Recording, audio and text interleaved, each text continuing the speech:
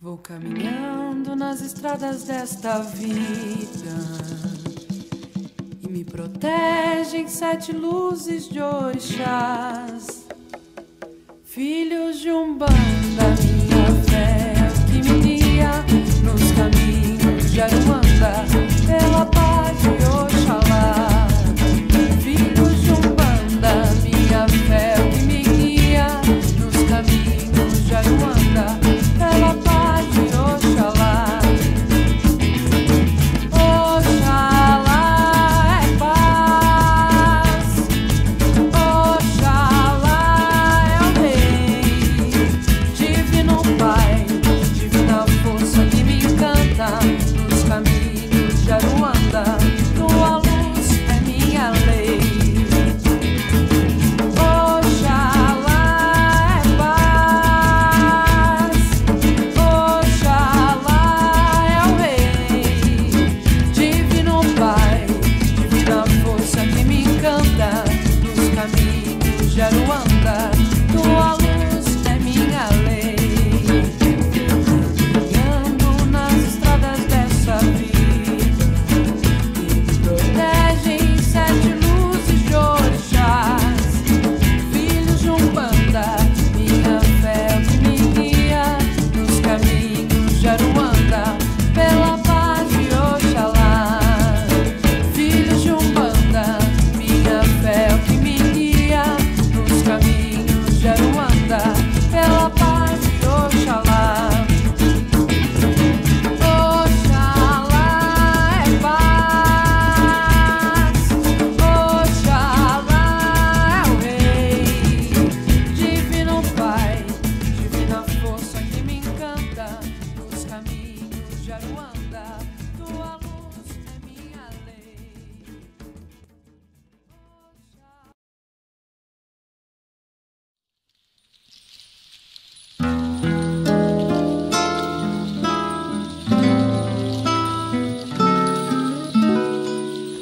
Tava na beira do mar quando ouvi a sereia cantar.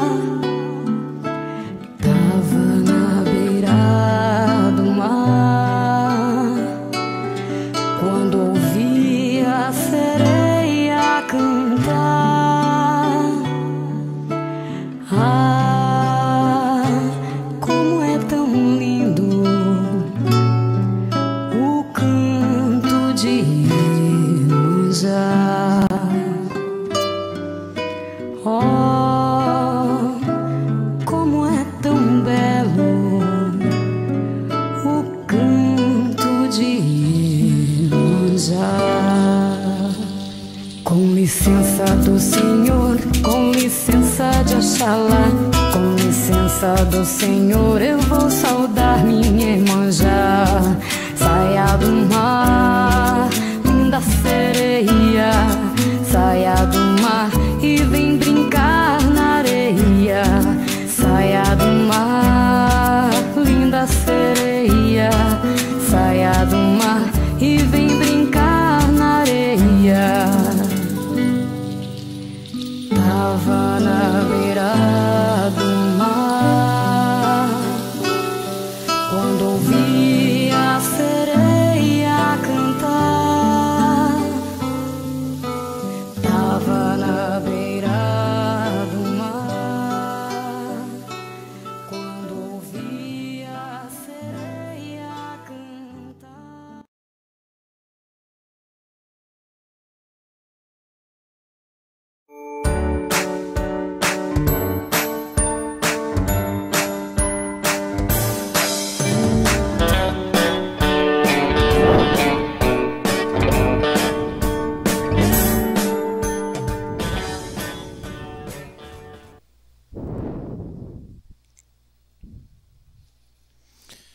Olá, meus irmãos, boa noite.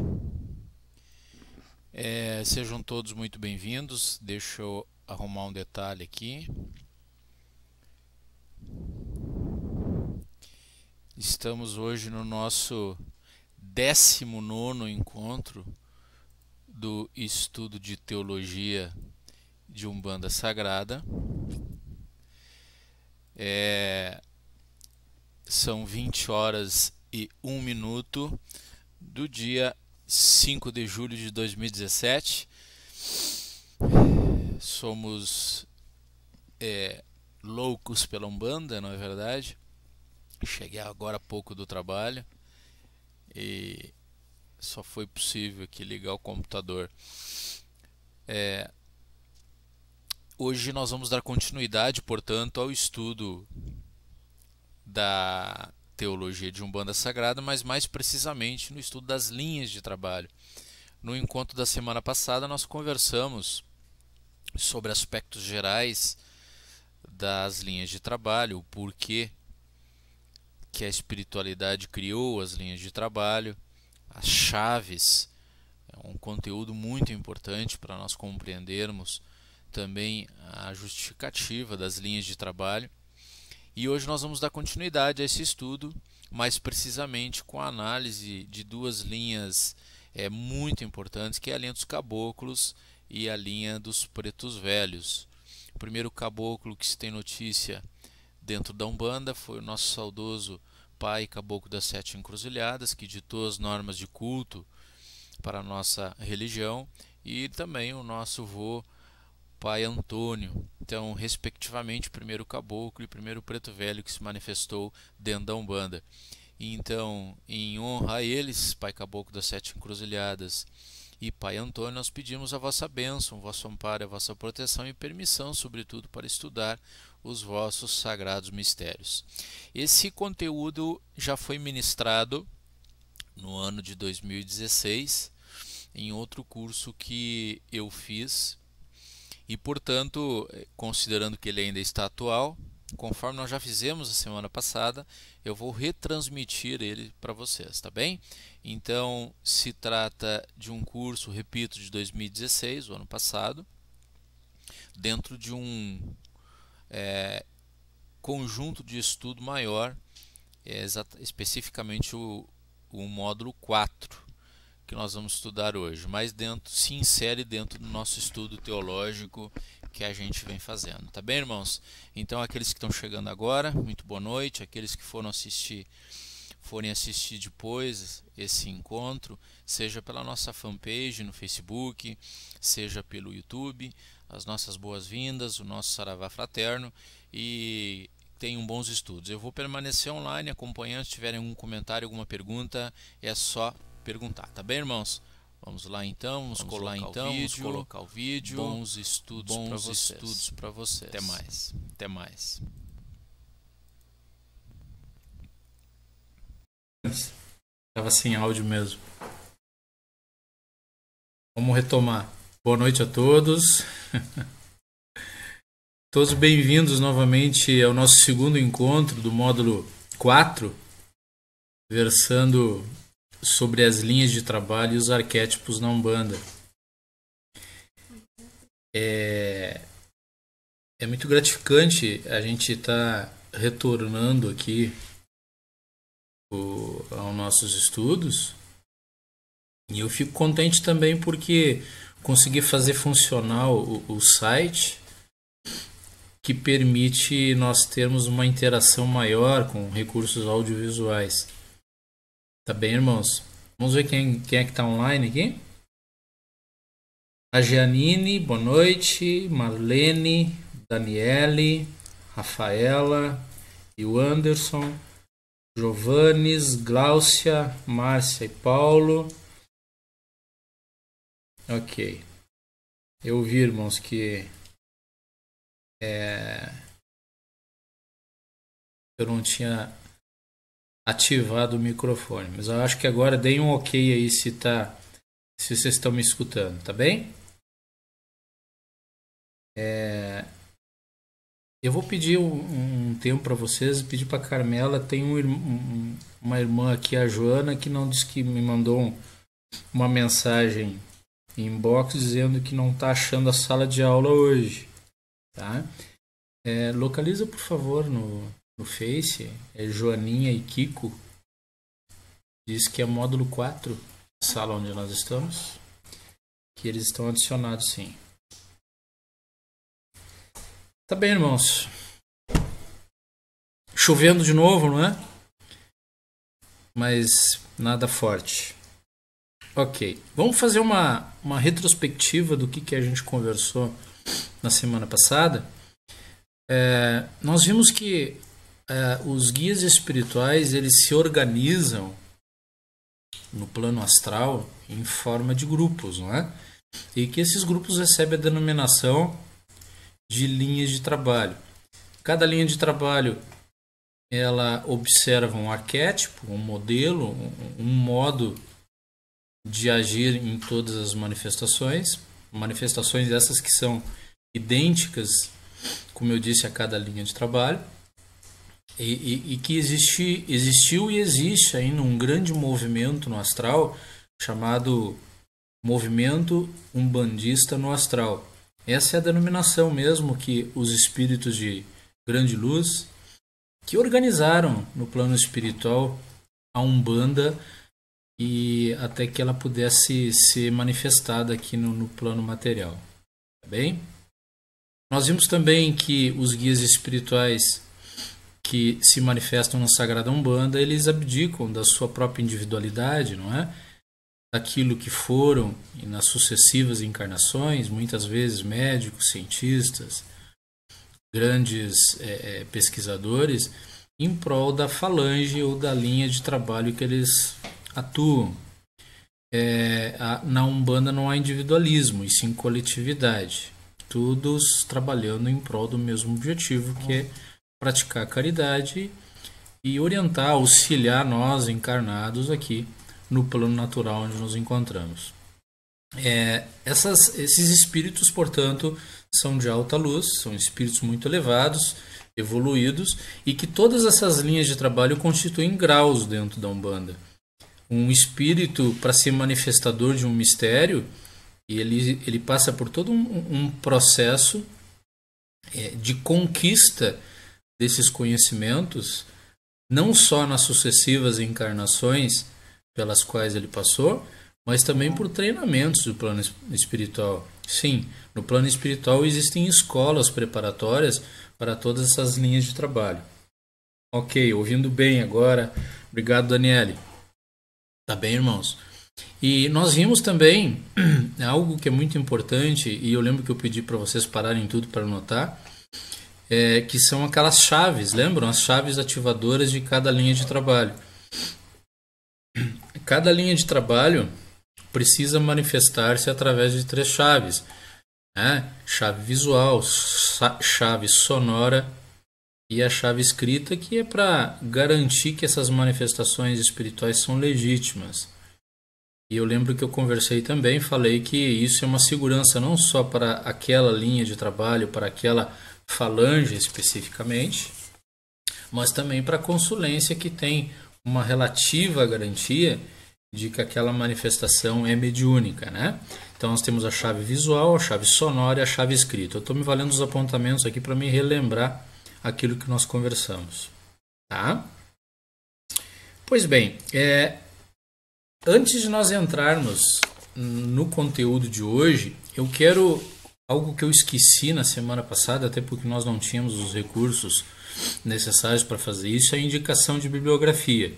Eu quero indicar para vocês 2 excelentes livros, tá? 2 excelentes livros que eu indico e sugiro que vocês leiam. Eu não saberia dizer se existe disponível para baixar na internet, mas são 2 obras relativamente baratas. Eu acho que vale a aquisição para quem está estudando, para quem quer continuar se aperfeiçoando. A primeira obra que eu indico, eu vou colocar aqui na tela. Tem um delay e demora um pouquinho para entrar, tá bem? O nome da obra é Os Guias Espirituais da Umbanda e Seus Atendimentos. Esse livro ele foi escrito por Lourdes de Campos Vieira e ele tem uma peculiaridade bem interessante. Ele fala das linhas de trabalho, ele trata das linhas de trabalho, como funciona cada um desses mistérios e a forma de atendimento dos guias espirituais. Eu diria que é algo, em termos de literatura umbandista, é algo inédito, porque existem alguns livros que falam das linhas, mas não da forma que os guias atendem, se manifestam os seus consulentes, tá? Então, os guias espirituais da Umbanda e seus atendimentos, da irmã Lourdes de Campo Vieira, que também escreve sobre a linha dos ciganos. Ela tem uma obra, pelo menos que eu lembro, que trabalha sobre a linha dos ciganos, tá bem? E na sequência eu indico outro livro. Como eu disse, demora um pouquinho para aparecer para vocês, que é Os Arquétipos da Umbanda, é o título. Os Arquétipos da Umbanda, as hierarquias espirituais dos orixás, do nosso mestre e professor de sempre, o Rubens Saraceni. Tá? Rubens Saraceni é editora Madras. Tá bem, irmãos? Então esses são os dois livros que eu indico, que trata especificamente do assunto linhas de trabalho e arquétipos. Tem algumas outras obras do pai Rubens Saraceni, como o de Doutrina e Teologia, que também fala sobre os arquétipos e as linhas de trabalho, mas de maneira mais sucinta. Na verdade, o que aborda bastante o assunto é o livro anterior dos Guias Espirituais. Tá? A irmã Daniela informando aqui que os arquétipos eu tenho. Excelente mesmo, isso aí, irmã. Tá bem? Então, feitas as sugestões de obras, de livros, né?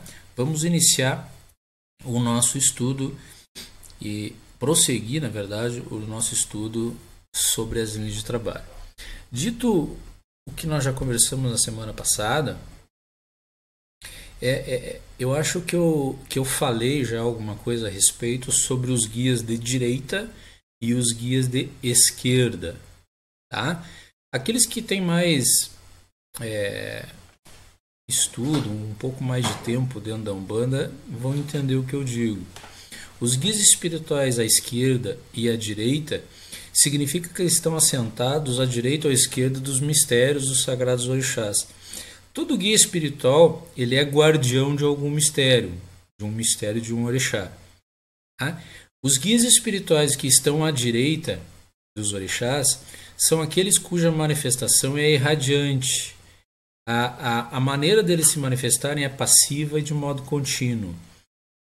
Aqueles colegas que estudaram conosco o módulo 3, quando a gente tratou dos tronos de Deus, vão lembrar e vão entender um pouquinho mais quando nós falamos dos orixás, orixá cósmico, orixá universal, e aquela definição, aquela ideia se aplica agora para esse conceito aqui de guias espirituais à direita e à esquerda. Então, os guias à direita dos mistérios dos orixás, o magnetismo, a irradiação deles se dão de forma irradiante, a onda deles é contínua e passiva. Ao passo que os guias espirituais que trabalham à esquerda dos mistérios dos orixás, eles são o magnetismo, ele é absorvedor. A onda deles é alternada e ativa. Tá?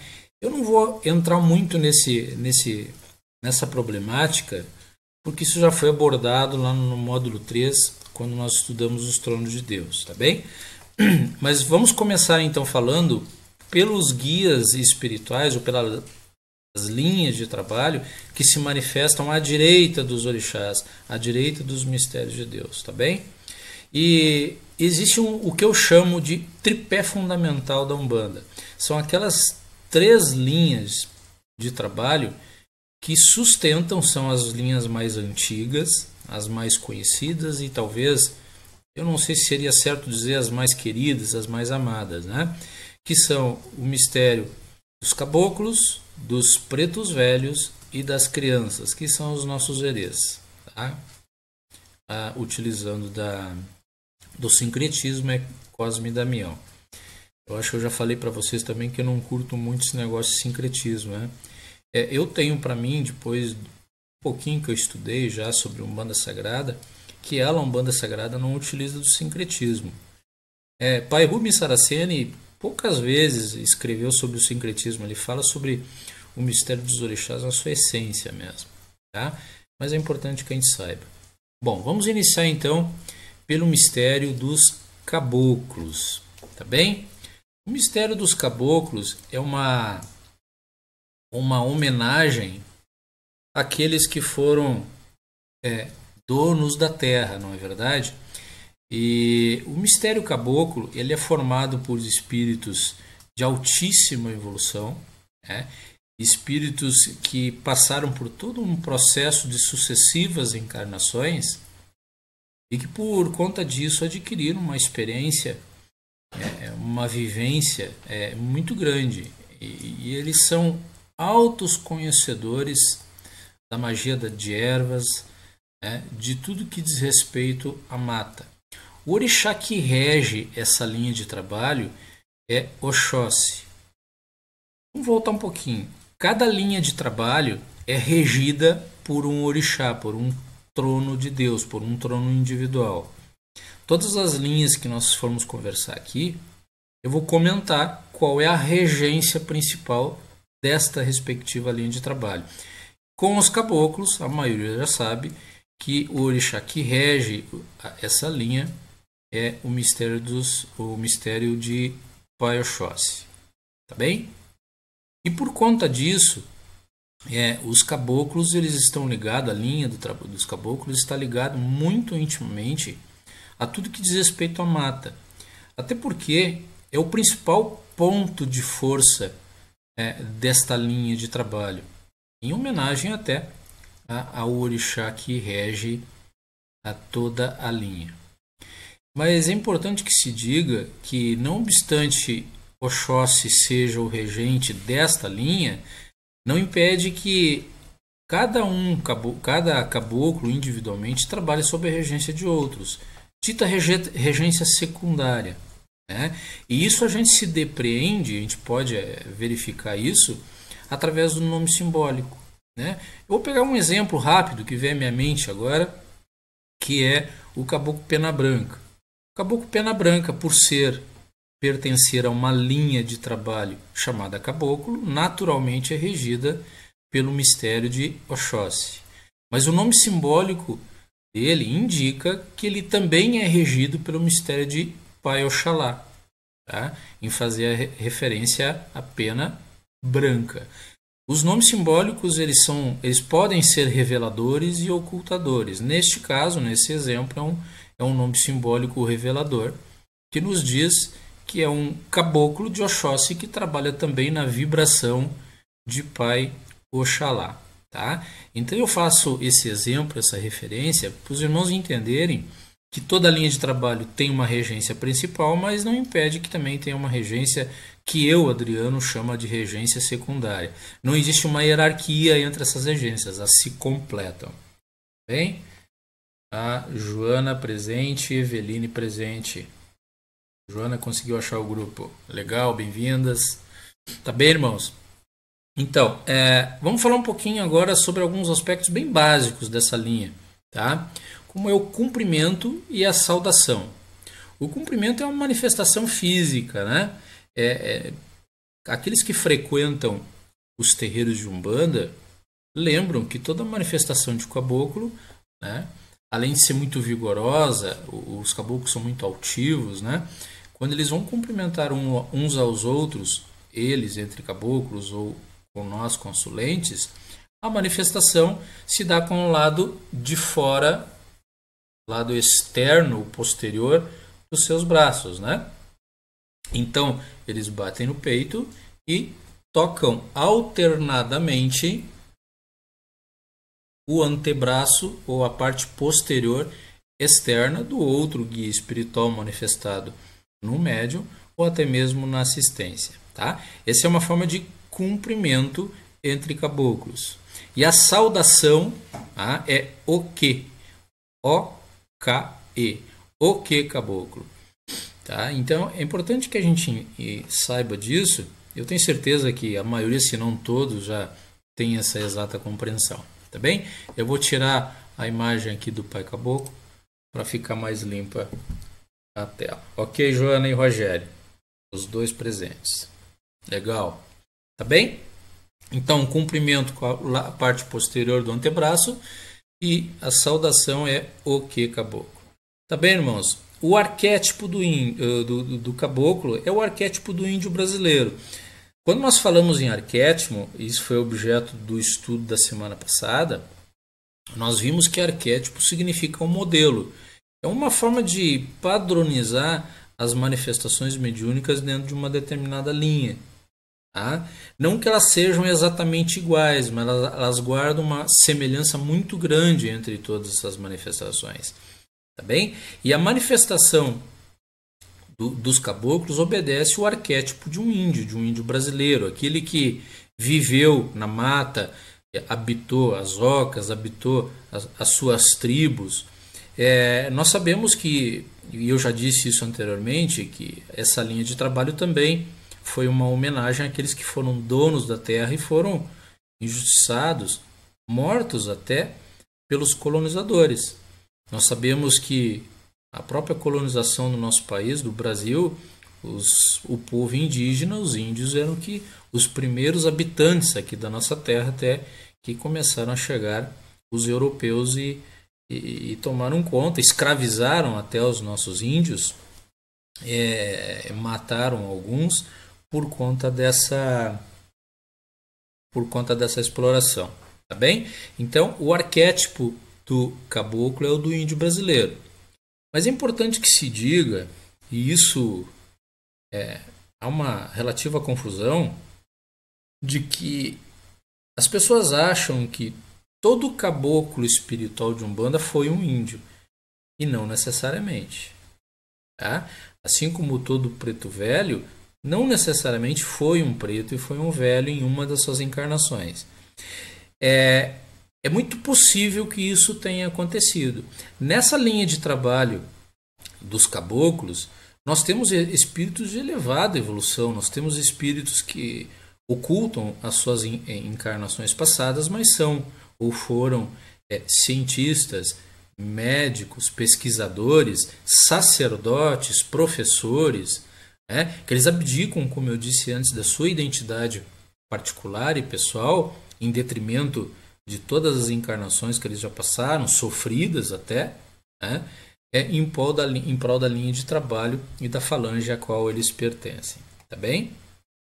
Então, um espírito, um guia espiritual que se manifesta na linha de trabalho dos caboclos, é possível que em uma das suas sucessivas encarnações tenha sido um índio brasileiro. É muito provável que isso tenha acontecido, mas não é uma regra.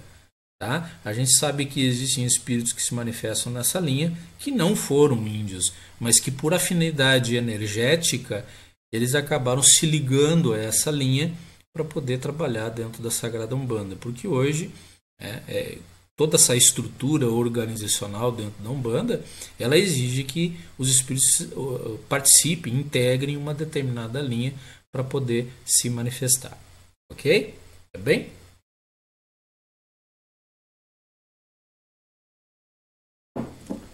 Então, como eu disse, o arquétipo é o do índio forte, do índio brasileiro.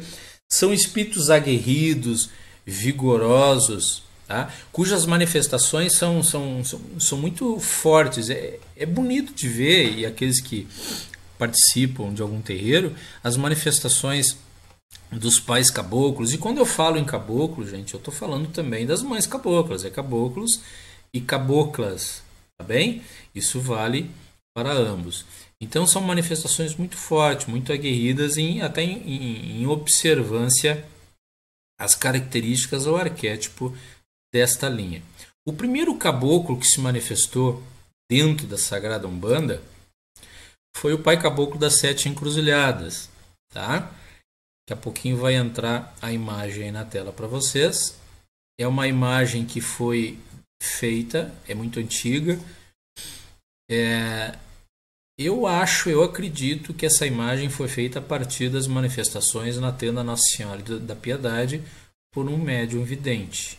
Tá? Porque vocês podem observar que é um desenho. Tá? Então, esse foi a forma plasmada do caboclo das 7 encruzilhadas, que foi a primeira manifestação desta linha dentro da Umbanda. É importante que se diga que antes da anunciação da Umbanda para o plano material, já existiam manifestações de caboclos e pretos velhos. Tá? Mas na Umbanda, a primeira foi do pai caboclo das 7 encruzilhadas. Eu não vou estender muito aqui sobre a história dele, até porque isso é objeto do módulo 1. Aqueles irmãos que não sabem, eu peço que quando nós iniciarmos novamente o módulo 1 do grupo de estudos, que façam para a gente poder estudar bem a história da Umbanda, a história do pai Zélio Fernandino de Moraes, que foi o médium que manifestou o pai caboclo das 7 encruzilhadas. Inclusive, na abertura do nosso encontro aqui tem um ponto sobre o caboclo das 7 encruzilhadas que é muito bonito. Tá bem? Então, esse é o caboclo das 7 encruzilhadas, que foi a primeira manifestação dentro da Umbanda. E um detalhe importante, a primeira manifestação dele oficial dentro da Umbanda foi dentro de um centro espírita. É isso aí. Tá? Bom, então, como eu disse, o caboclo é um grau dentro da Umbanda que é conquistado com muito esforço, depois de sucessivas encarnações, sucessivos aprendizados, né?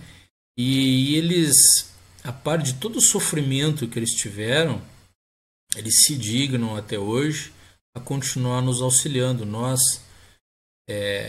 homens e mulheres aqui no plano natural, na dimensão humana do plano natural da vida, que estamos nesse processo de evolução.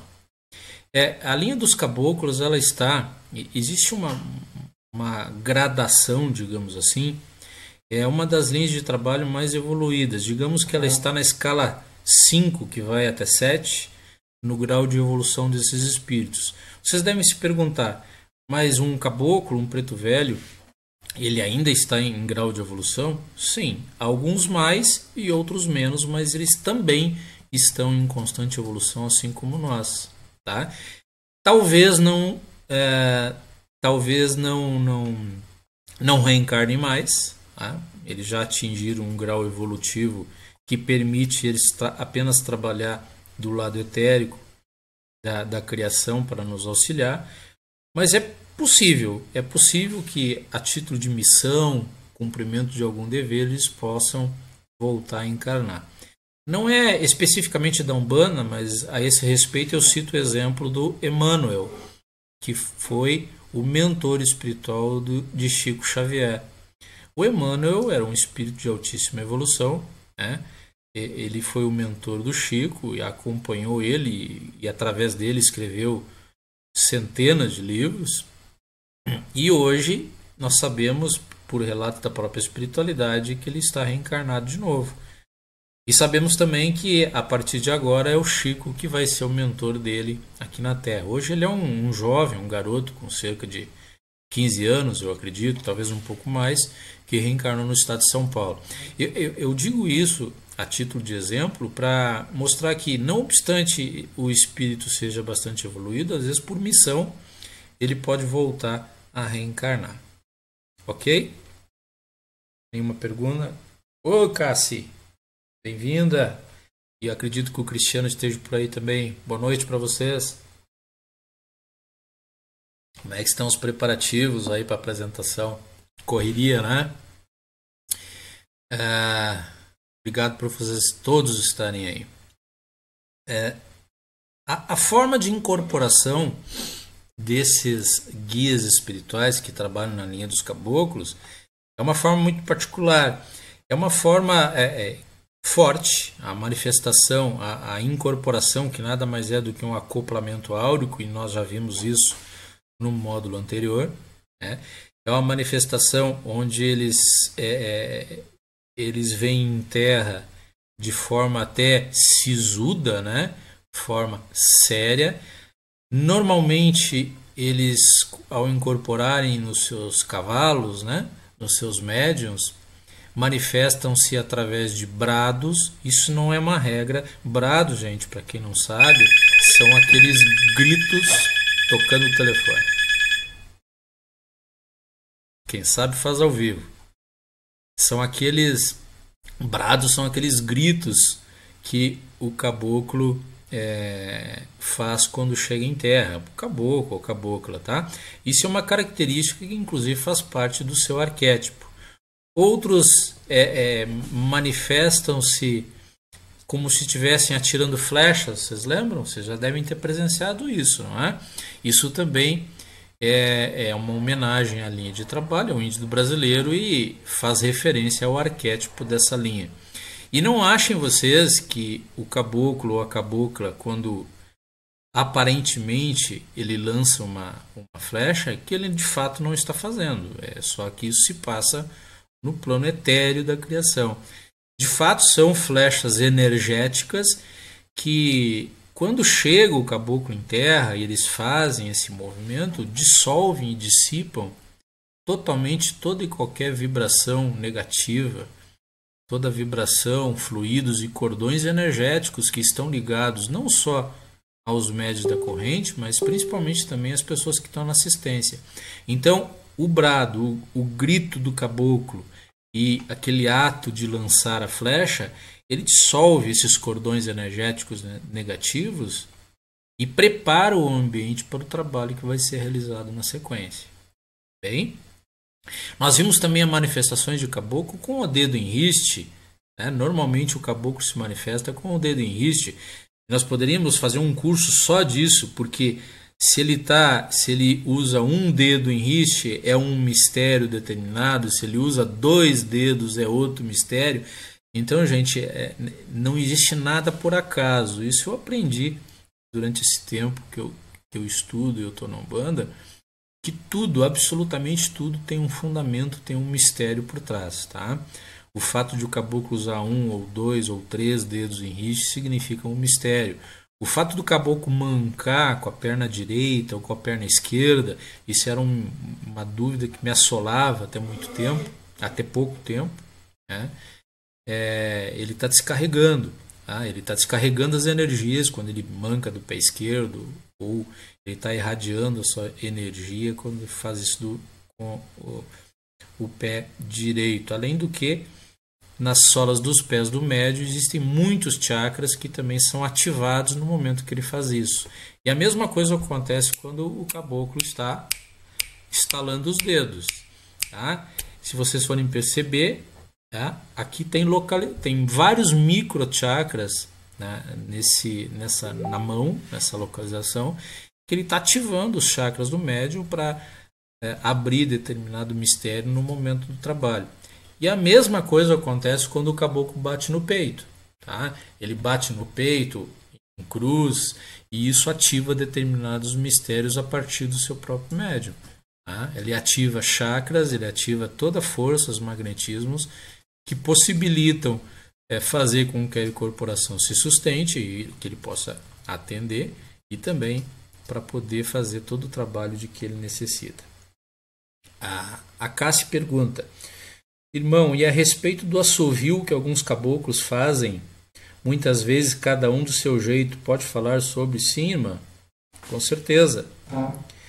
Cassi, se tá trancando, tu tá relatando que está trancando. A minha sugestão é fechar o vídeo, tá? Fechar a janela do vídeo, atualizar a página do grupo com a tecla F5 e abrir de novo. Na maioria das vezes isso resolve, tá?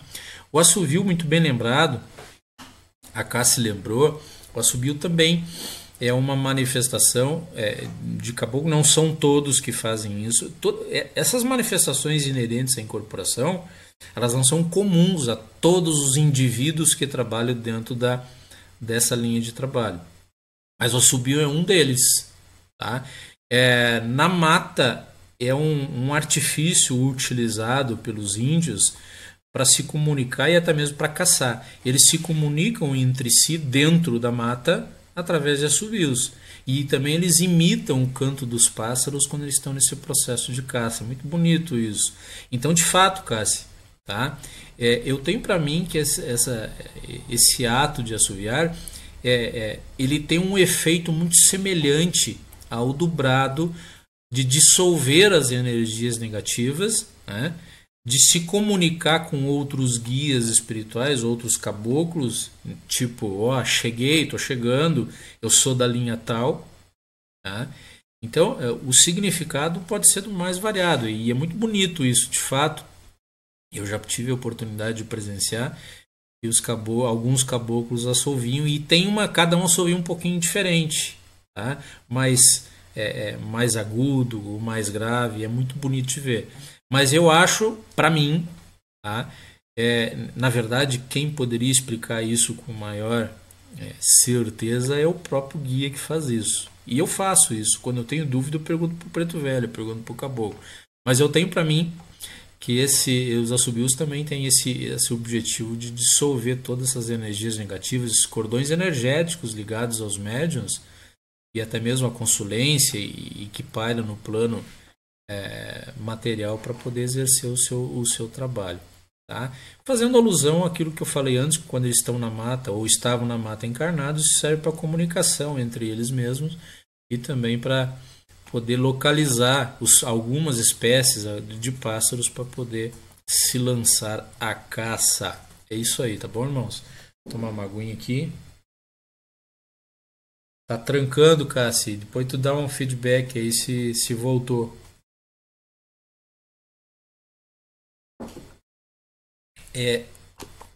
Normalmente essa linha de trabalho, quando chega em terra, através dessa incorporação forte, o caboclo, a linha de caboclo, ela faz os seus atendimentos em pé, diferente de um preto velho, uma preta velha, por exemplo, que faz sentado num banquinho, num toco.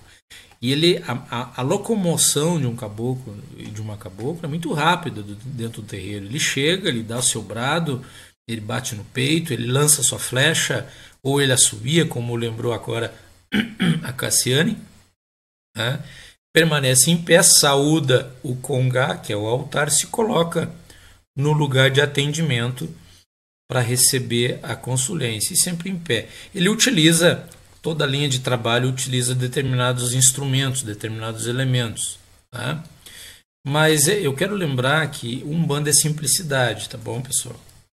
Então, algumas vezes, alguns médiuns utilizam recursos e instrumentos muito sofisticados que, na verdade, não tem relação com o seu guia, não foram solicitados por guia.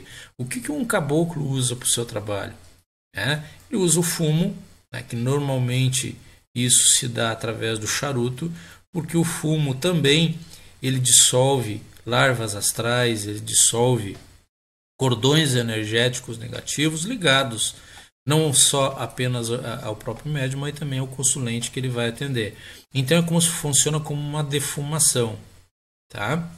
Ele pode usar também ervas, tá? Velas. Normalmente eles usam vela, e o charuto, podendo utilizar ervas e o cipó, alguns outros elementos, tá bem? Como recurso ainda de trabalho, é muito importante e comum que eles risquem o seu ponto. Lembram do aspecto visual, da chave visual que nós falamos na semana passada? Então, a chave visual, que é uma garantia de uma manifestação, ela se dá aqui no plano material quando o guia espiritual, através da utilização de uma pemba, que é uma espécie de giz, risca o seu ponto no solo. A magia riscada é bastante complexa. Tá? Nós não conseguiríamos estudar isso tudo aqui, nem superficialmente.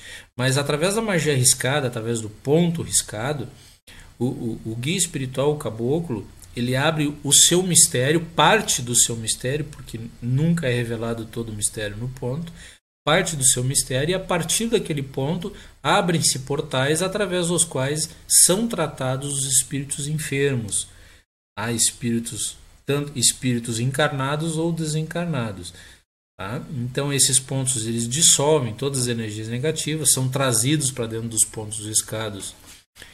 Os espíritos sofredores, quiumbas, obeteiros, enfim, a fim de serem tratados. É um recurso muito importante. Normalmente a gente se vê o caboclo, risca o seu ponto e firma uma vela.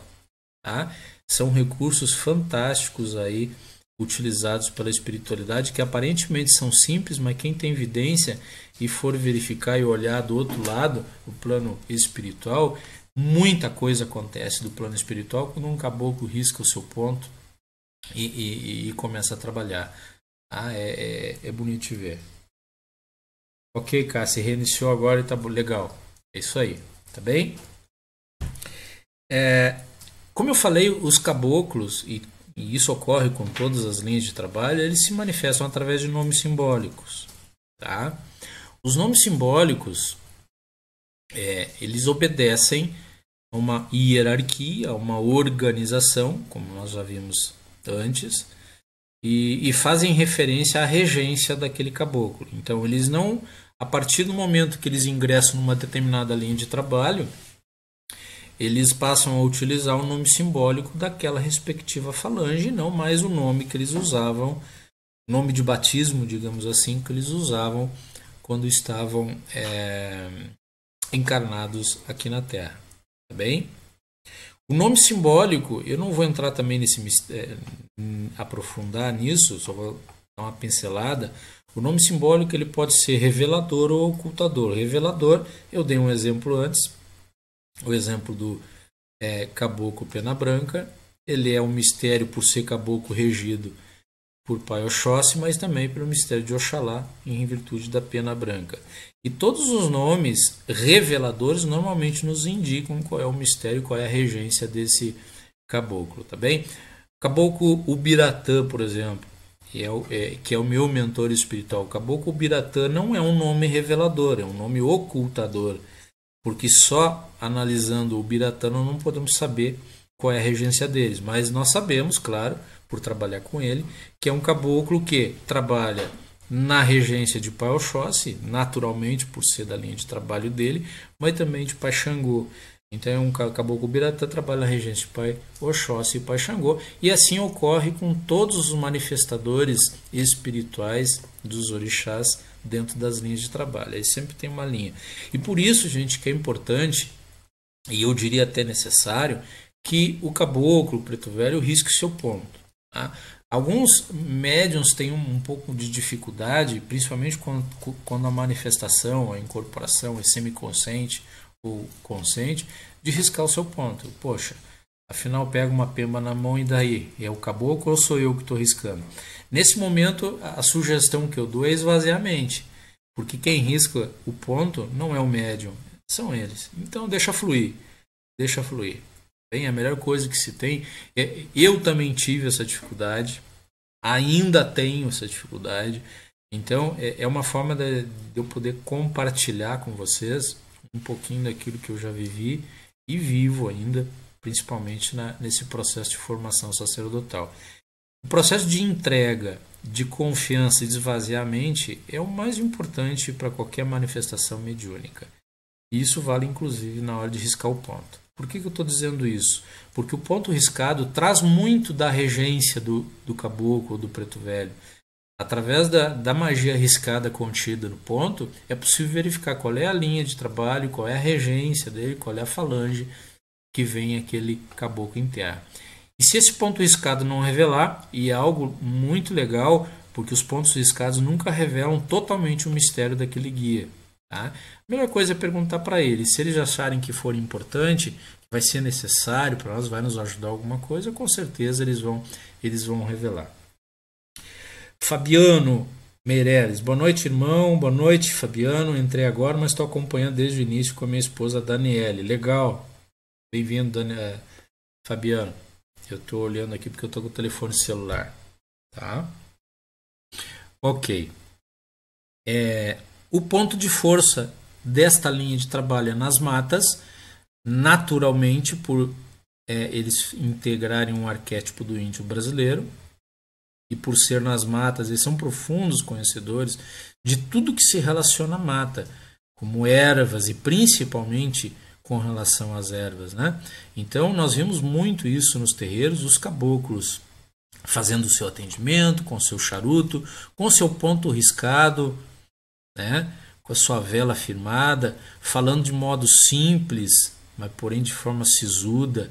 Os caboclos, gente, eles são excelentes doutrinadores e talvez uma das linhas de trabalho, ao lado, digamos, das linhas de esquerda, que mais exigem de seus médiuns. Sim, Quando eu falo em exigir dos seus médiuns, faz parte de um processo de reforma íntima.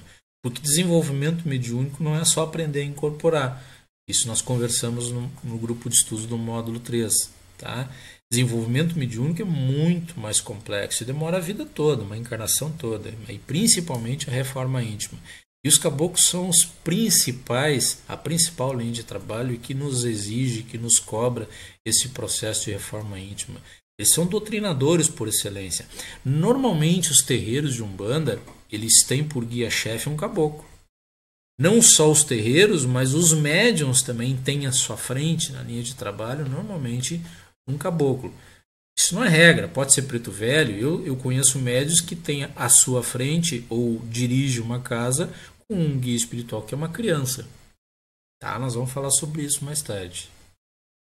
Então, essa linha de trabalho tem como ponto de força, de regra, a mata, mas de acordo com a sua outra regência secundária, pode ter outros pontos de forças. Eu citei o exemplo de Pai Ubiratão, meu mentor espiritual. O ponto de força é tanto na mata, em referência ao orixá regente Oxóssi, mas também nas montanhas, em tudo que tiver pedra, né, em alusão a Pai Xangô, na pedreira. Tá bem? Então, se nós quisermos oferendar Pai Ubiratã, eu posso fazê-lo tanto na mata quanto numa pedreira. Tá bem? Então, esses são os pontos de força dos caboclos. Giovannes pergunta: por que os caboclos são mais sérios que os pretos velhos, que durante consulta geralmente rindo, já caboclo geralmente sério? Isso faz parte do arquétipo dele, Giovannes. Tá? O arquétipo, o modelo que trabalha essa linha é justamente daquele espírito sério, sisudo, carrancudo. Normalmente até o médium ele tem uma contração muscular quando ele trabalha com esse guia. Né? Ele coloca os cantos da boca para baixo. Não sei, eu sem estar incorporado não consigo fazer isso. Tá? Eles franzem a testa, a manifestação sisuda, e isso não fica só na expressão corporal. Isso passa inclusive nas suas manifestações. Dificilmente você vai ver um caboclo rindo como carinhosamente faz um preto velho, e isso tem referência ao modelo, ao arquétipo dessa linha de trabalho. Tá? Não tem outro motivo para isso. Bem? Porque eles são tão amáveis e tão carinhosos com nós, com os seus médios e com a consulência, como é qualquer outra linha. Tá? A linha de esquerda é um pouco mais direto. O que tiver que falar, ele não fala em parábola, em meias palavras, ele fala direto. Tá bem?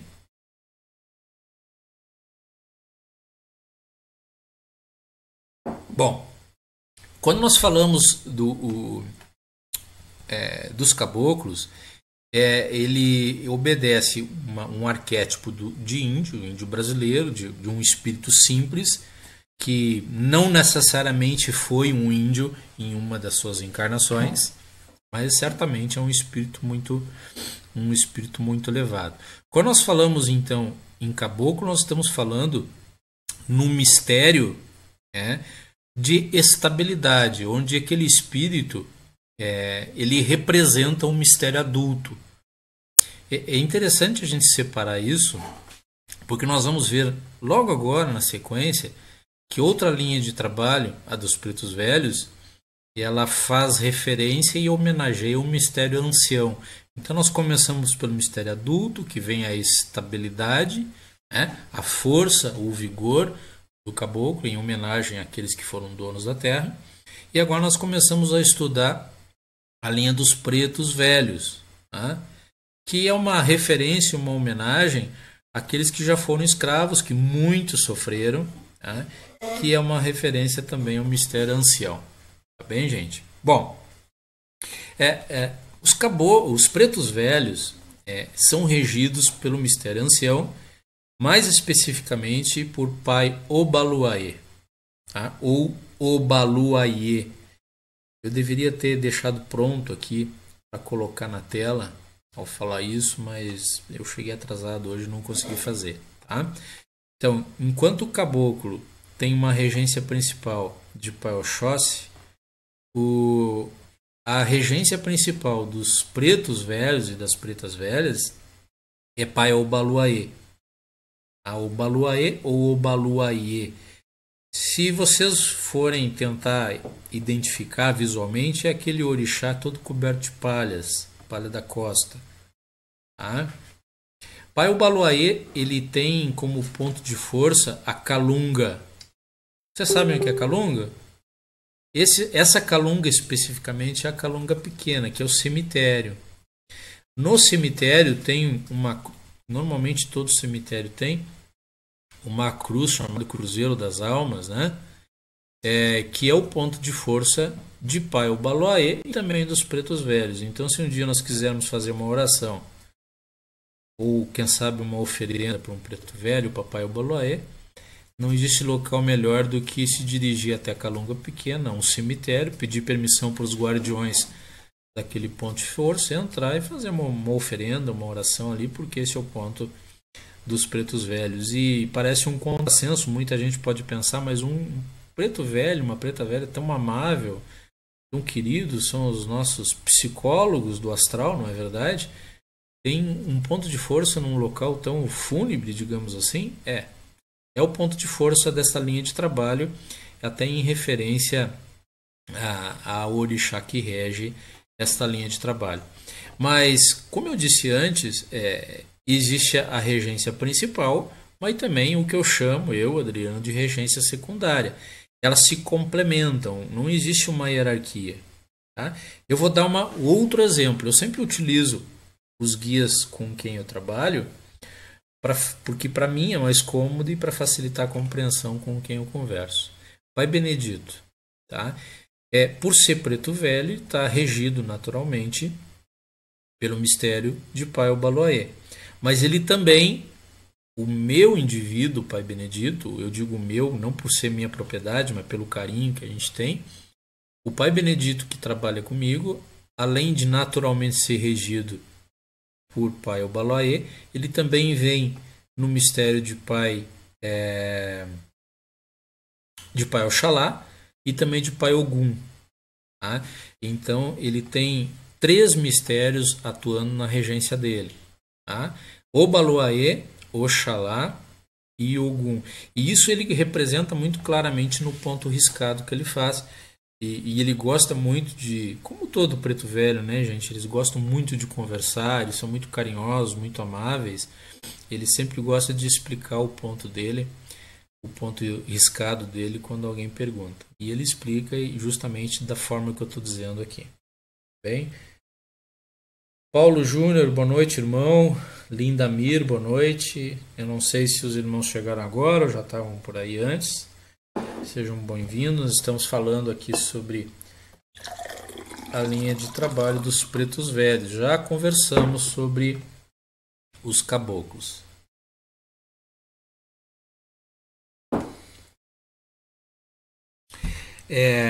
Então essa regência, ela pode ser simples, principal, originária, como preferirem assim denominar, e depois tem as outras secundárias que se complementam. Bem? E o ponto de força é no cemitério ou na calunga. Talvez a gente faça um outro vídeo, uma live, um outro grupo de estudo só sobre oferenda. Eu acho legal isso. Mas vamos nos direcionar especificamente aqui. Cumprimento e saudação dessa linha. Tá? O cumprimento é algo muito interessante. Tá? Eu vejo muitos pretos velhos cumprimentarem outros pretos velhos e a consulente da mesma forma que os caboclos fazem, ou seja, com o antebraço 3 vezes. Perfeito? Mas o cumprimento verdadeiro mesmo da linha dos pretos velhos não é esse. É com as mãos unidas, como se estivessem orando, tá? Cumprimentarem 3 vezes o outro preto velho, ou preta velha, ou outro consulente. Tá? Essa é a saudação, o cumprimento real, verdadeiro da linha dos pretos velhos. Tá? E a saudação dele é adorei as almas, ou adorei as almas. Tem uma pequena variação, até porque vai corrompendo a língua original até chegar até nós aqui. Pode ser adorei as almas ou adorei as almas. Então, quando nós formos cumprimentar um preto velho, seja num ponto cantado, ou quando nós chegarmos na frente dele, cruzamos o solo, né? Cumprimentamos ele. Adorei as almas, meu pai, minha mãe, esses psicólogos do astral, que representam muita sabedoria. De Guilhermando, Lidiandro, a irmã Joana não foi respondida na sua pergunta. Ela perguntou? Ah, rolou a tela, eu não vi, Joana, desculpa. Pergunta, os pretos velhos têm que falar como pretos velhos, com sotaque, ou isso é independente do arquétipo? Normalmente o modo de falar com a língua enrolada obedece o arquétipo, tá? Mas eu já vi manifestações mediúnicas de preto e preta velha que eles não falavam daquela forma, vamos colocar entre aspas isso, de forma errada, tá? Porque esses espíritos, eles de humilde sim, mas de ignorante eles não têm nada. Eles são espíritos muito evoluídos. Eles vêm em terra e falam dessa forma em referência ao arquétipo da linha de trabalho, tá? Mas assim, digamos, não existe na Umbanda certo e errado. Não há nada mais errado do que dizer do que algo está errado dentro da Umbanda, tá? Então, assim, o normal é que o guia espiritual obedeça ao arquétipo, o modelo da sua linha de trabalho. Se é preto velho, se manifesta curvado, né, já vou falar sobre isso, tá? E falando do modo que falaria um preto velho escravo que viveu naquela época. Bem? Então, esse é o certo, esse é o normal, mas nada impede que aconteça de modo diferente. Como eu falei, tudo não há nada mais errado do que na Umbanda do que dizer do que o outro está errado. Bem? Desculpe, irmã, porque eu não estou olhando para o celular, estou olhando para a tela aqui do notebook. De vez em quando eu olho e rolou a tela, eu não vi. Tá bem? A Cassi, falando da Calunga pequena, existe sempre mitos de como se deve entrar e sair do cemitério? Na sua opinião, existe algum ritual a ser feito? Eu acho que sim, Cassi. Na minha modesta opinião, o melhor ritual que existe para entrar em qualquer ponto de força é a humildade. Humildade e o respeito. Tá bem? E quando se fala em ponto de força na natureza, todos eles são guardados por guardiões, redundância, né? À nossa esquerda, Exu, Pombagira, Exu Mirim, Pombagira Mirim, que são os guardiões não só dos mistérios dos orixás, mas daqueles pontos de força na natureza. Então, assim, toda atitude respeitosa pode ser simples, eu sempre digo isso. A Umbanda é simples. Então, a forma ritual de nós entrarmos num ponto de força é mentalmente, pelo menos fazer isso mentalmente, pedir permissão para os guardiões e guardiãs daquele ponto de força, e isso vale para o cemitério, para a Calunga pequena, quanto para a Calunga grande, que é o mar, né? Ou na cachoeira, ou na pedreira, ou na mata, enfim, todos os pontos de força, pedir permissão, né, para entrar, e se for executar algum trabalho naquele local, uma gira ou alguma oferenda, não só pedir permissão para entrar, como para executar os trabalhos. Se possível, fazer uma firmeza, firmar uma vela ou duas à esquerda para os guardiões é o ideal. Então, meu ponto de vista, Cássia, é que a simplicidade é a maneira a melhor maneira de se fazer isso, de maneira simples e respeitosa. Pedir permissão para que, quando nós vamos na casa de uma outra pessoa, a gente pede licença para entrar, não é verdade? Quando vocês vão visitar alguém. E quem mora na mata é o Oxóssi, quem mora na mata é o caboclo, é a cabocla. Então, quando a gente chega num ponto de força, e isso vale para o cemitério também, pedimos permissão para o dono da casa, permissão para entrar, eu vou executar algum trabalho espiritual, eu vou visitar um túmulo de um desencarnado, enfim. Mas eu acho importante, eu tenho por hábito fazer isso, tá? Sempre que eu entro num ponto de força, ainda que transitoriamente, de forma rápida, mentalmente, eu peço permissão para passar ou entrar naquele ponto. Tá? É legal essa pergunta, Cássia. Na visão umbandista. Na visão umbandista que eu tô referindo. Até no início, foi em dezembro, janeiro, que eu estive na praia, dezembro de 2015, janeiro de 2017, e eu combinei com a Carmela de levar todas as nossas guias de trabalho para fazer lavar, descarregar, enfim. Isso até é uma coisa que eu indico, tá? Fazer esse descarrego, essa lavagem, que pode ser feito no mar, como na cachoeira também. Eu já fiz as duas coisas. A gente foi no mar, tá? Todas as nossas guias de trabalho para fazer, lavou todas as nossas guias, deixou as ondas do mar, limpar, descarregar, mas não antes de chegar e pedir permissão para os guardiões daquele ponto de força, né? Isso a gente pode fazer mentalmente, tá? Permissão para os guardiões e guardiãs para nós entrarmos nesse ponto de força e fazer o que a gente tem que fazer. Colhemos inclusive um pouco de água do mar para trazer, pedimos permissão para os guardiões e para a mãe Iemanjá também para colher um pouco da água para uso ritualístico. Isso demonstra respeito, eu acho legal isso aí. Tá? Bom, então nós vimos o cumprimento e saudação. O arquétipo do preto velho é do negro escravo, benzedor, feiticeiro, aquele que tem sabedoria, paciência. A gente fala, o nome da linha de trabalho é preto velho, né? Mas no plano material dificilmente um escravo viveu até a idade anciã para poder chamar de velho. Até como eles eram escravizados, submetidos a trabalhos forçados, dificilmente um preto ou uma preta velha ele sobrevivia por mais de 30, 40 anos no máximo. Aí ele era torturado.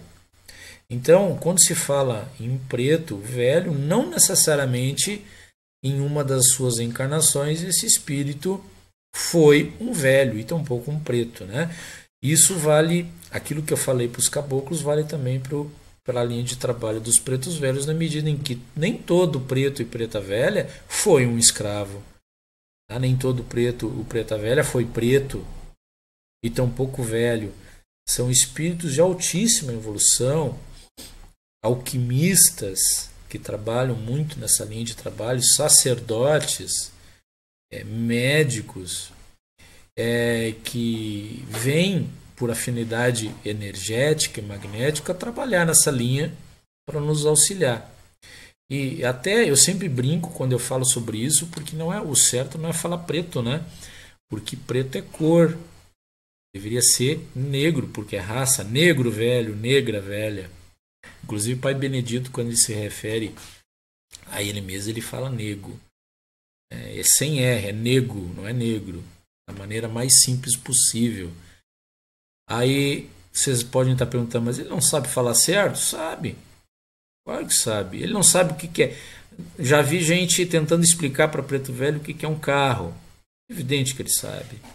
Tá, gente? Eles vêm, claro, observando o arquétipo daquela linha, mas eles são tão instruídos quanto nós, tá? Lembrando que em outras vidas, em outras encarnações, eles podem ter sido cientistas. Quem sabe um físico, né? Alguém de consciência e de inteligência muito grande. Bem? E apesar deles terem sido escravos, né, trazidos em sua grande maioria da África, porque na África, a África era dividida em nações. É como se fossem estados ou cidades aqui no Brasil. E como havia guerra entre essas nações, acabava que muitas dessas nações faziam membros de outras nações como seus escravos. E depois vendiam seus escravos para os europeus, os quais, por sua vez, traziam eles nos grandes navios negreiros, né, para o Brasil, para trabalhar aqui nas fazendas de café, enfim, moravam nas senzalas. E apesar de terem sido muito torturados na África pelos seus próprios irmãos, né, que os escravizavam, e também depois aqui de chegar no Brasil, eram submetidos a trabalhos forçados, eles apanhavam, ensurravam muito. Então, essa linha de trabalho demonstra o quê? Perdão. Porque apesar de todo o sofrimento que eles tiveram, eles perdoaram os seus ofensores e ainda se dignam vir até o plano material trabalhar com os seus médios para nos ajudar. Poderiam ser espíritos revoltados, poderiam ser espíritos que desejassem querer apenas fazer obsessão, mas eles abrem mão de tudo isso. Isso, gente, nada mais é do que sabedoria. Superaram esses espíritos humanos que hoje trabalham como pretos e pretas velhas, superaram todas as suas dificuldades, né? E em prol da sua nobreza de espírito, perdoando, estão aqui hoje trabalhando conosco, né? E são tidos como os nossos psicólogos do astral, porque um preto ou uma preta velha, como pega na mão do consulente e conversa carinhosamente com ele, dá uma pitada no cachimbo e diz: filho, filha, eles têm o poder de mexer no nosso íntimo, nossa intimidade, mexer no nosso coração. Isso é fantástico. É uma linha que tem essa particularidade. Quem um dia já não sentou na frente de um preto, uma preta velha e chorou? Fantástico. Tá? Preto velho também é uma linha de trabalho, tá? Conquistada com muito esforço após sucessivas encarnações. Vamos usar o exemplo do Caboclo das Sete Encruzilhadas, que eu falei no início, que foi a primeira manifestação da linha dentro da Umbanda. Ele foi um índio brasileiro, isso ele mesmo revelou em uma das suas encarnações, mas também ele foi uma espécie de padre. Em uma dessas encarnações ele foi o Frei Gabriel de Malagrida, que foi queimado numa fogueira por prever uma catástrofe lá na Europa. Tá? Então vejam que, apesar de tudo que ele passou, ele está hoje aqui. Hoje ele não incorpora em mais ninguém.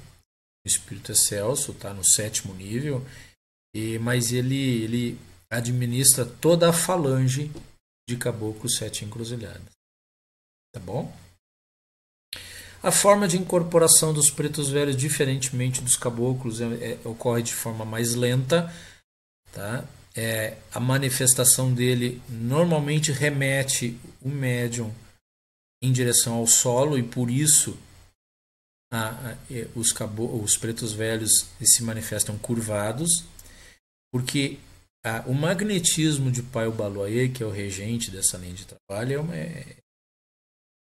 ele é um magnetismo essencialmente telúrico de terra, de estabilidade. Então, obedecendo a esse arquétipo, a esse magnetismo, as manifestações de pretos velhos são curvados, né? Muita gente pensa, ele está curvado porque ele é velho, porque ela é velha. Claro que isso faz parte do arquétipo, mas não é a única justificativa. Talvez a principal seja energética e magnética da regência dele, telúrica, que nos leva à estabilidade, tá?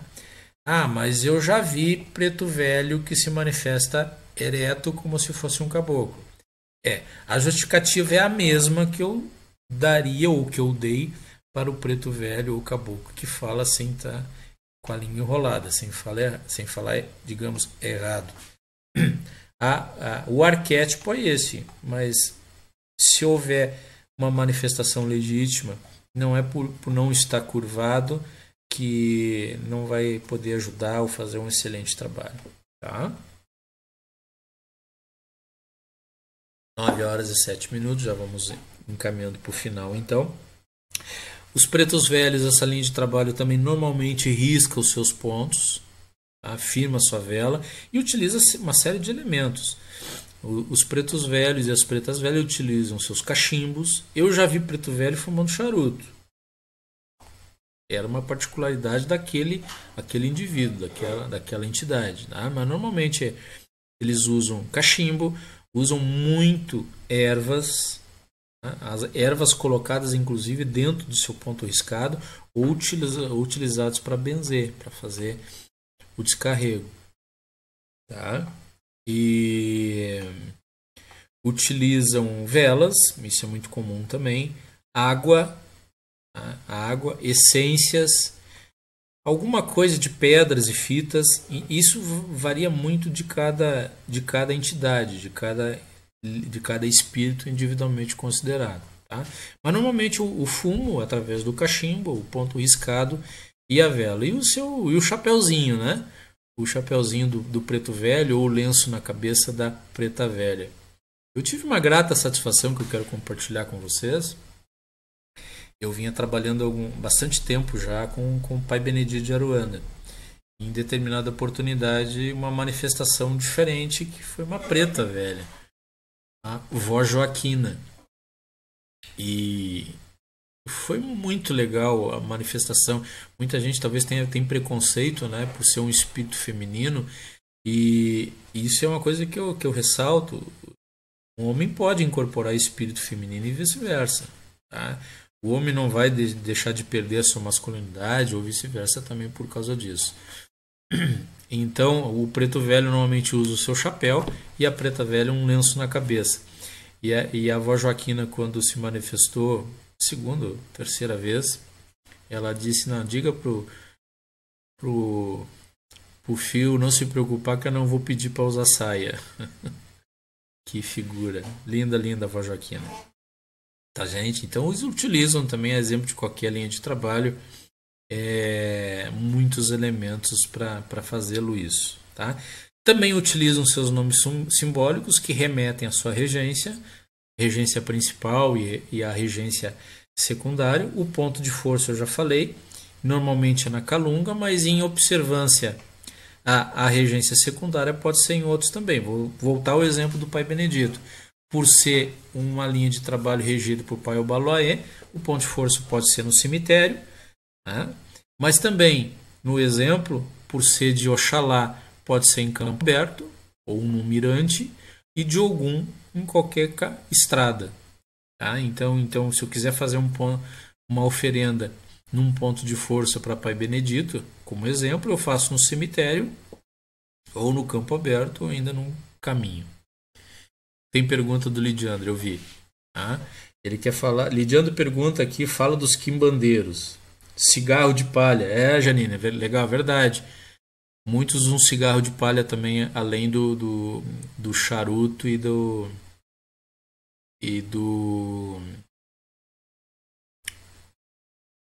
cachimbo, tá? Eita, vó. O irmão Lidiando pergunta aqui dos quimbandeiros. Isso vale tanto para a linha dos caboclos quanto para a linha dos pretos velhos. Quimbandeiros são caboclos e pretos velhos que atuam à esquerda dos mistérios dos orixás. Então, são caboclos ou pretos velhos feiticeiros, que eles trabalham de forma um pouquinho diferente do que os guias espirituais que trabalham à direita. Eu vou preferir, Lidiano, falar sobre os quimbandeiros quando eu falar justamente com os mistérios à esquerda, tá? Mistérios absorvedores, de ação alternada e ativa, quando eu falar de Exu e Pombagira, tá bem? Mas fica desde já a notícia, então, que tanto o caboclo como o preto velho pode atuar na esquerda, eventualmente, tá? Mas daí eles trabalham de uma maneira diferente, como trabalhariam aqui na direita, que é o que nós estamos tratando aqui agora. Bem? Bueno, são 21 horas e 11 minutos, passamos um pouquinho, porque a ideia é sempre ficar em torno de 1 hora. Tá? Perguntas, irmãos? Eu gostaria muito que vocês participassem. Aqui é um grupo de estudo, nós estamos aprendendo um com os outros. Então, e tem irmãos no grupo aí de muita experiência que podem contribuir. O próprio Lidiandro, a Cassi e o Cristiano, que são sacerdotes aprendizes também. O Paulo Júnior, que já trabalha, o Giovanni, o Fabiano e a esposa. Então, eu quero a participação e a contribuição de todos aí para a gente aprender junto. Porque esse é o objetivo. Tá? Ninguém ensina ninguém aqui. É para a gente aprender junto, trocar experiências. Tá? Então, na semana que vem, a ideia era fazer esse módulo em